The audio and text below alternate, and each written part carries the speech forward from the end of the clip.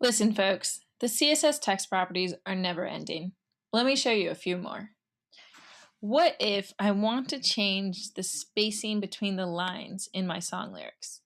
I could use the line height property and specify something like 15 pixels, or maybe better would be 1.5 em, and that makes the line height 150% of whatever the text size was. And what if I want my song lyrics to be center aligned?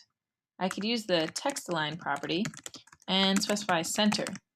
I could also change it to right or justify, though I think that would look a bit odd. What if I want to underline my main paragraph? I can use the text decoration property and specify underline. What if I want to remove the underline from my links, like that link to Wikipedia? Well, the browser has a default set of styles it applies to everything, like text decoration underline for links. But we can use CSS to override the browser's default styles and say text decoration none.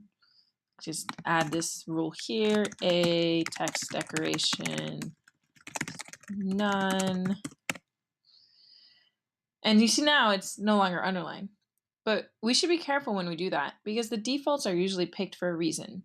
If links aren't underlined, how will people know that they're links? What if they never click them because they think they're just normal text? If we do remove that underline, we should be making sure that the links look significantly different in some other way. Otherwise, we'll make users sad, and sad users make me sad. They should make you sad too. I could tell you about text properties all day, but I won't because we have so much more to cover. There are hundreds of CSS properties, and browsers are adding more every year. I probably won't ever tell you about all of them, but hopefully I can tell you enough to get you excited. And then if you're wondering if there's a CSS property for some style and it's not in our documentation here, you could just visit your local search engine and find out. For example, if you're wondering if there's a way to add drop shadow to your text, just search CSS text shadow on the internet, and you'll see lots of results.